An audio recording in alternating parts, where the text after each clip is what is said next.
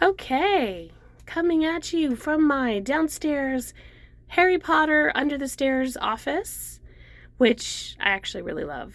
It's pretty nice having my own space to do videos and do Zoom consults. It's pretty cool.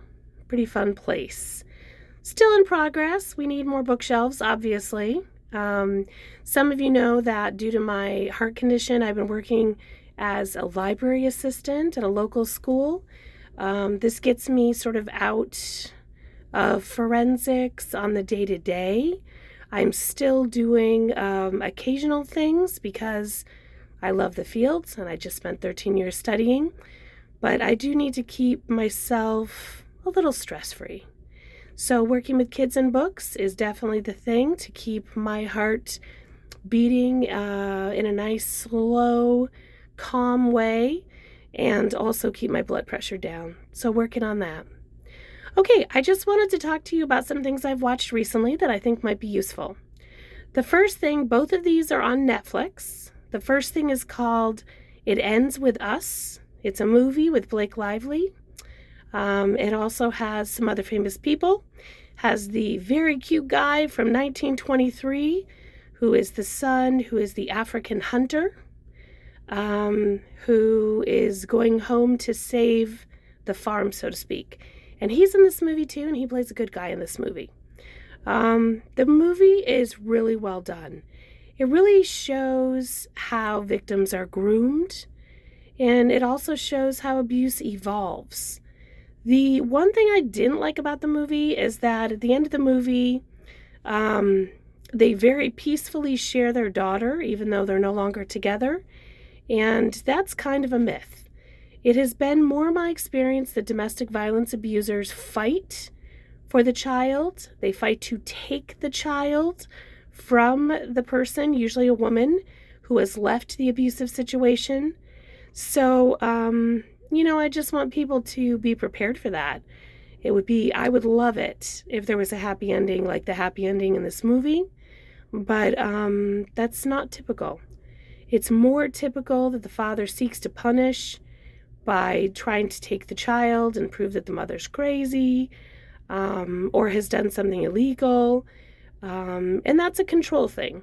This person is losing control over you and over the child, and they want to regain it by any means necessary.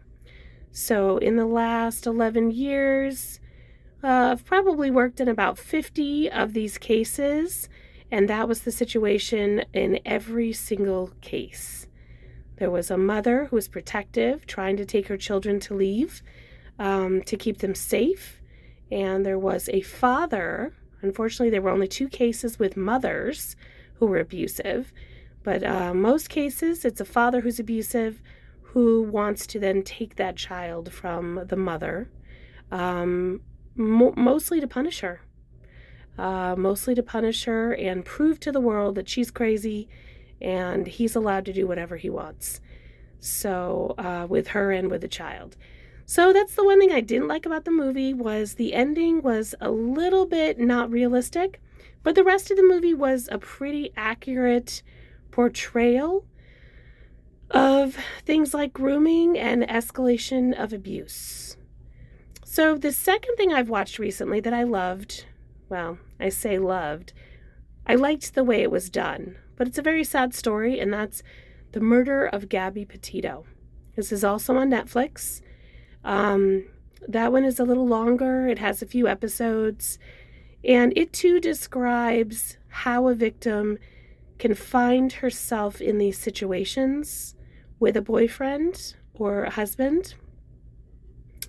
And it also describes how difficult it is to get out of that situation. And then, of course, most of us know what happened to Gabby Petito, and that is the end point.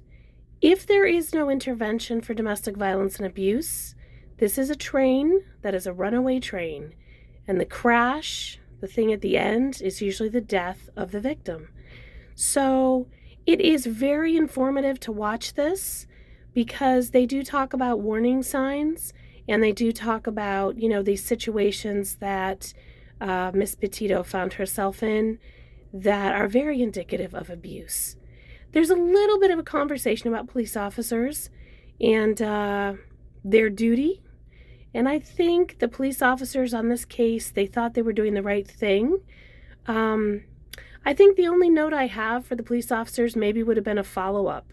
It would have been pretty easy to do a follow-up call, but then as you go on in the documentary, you watch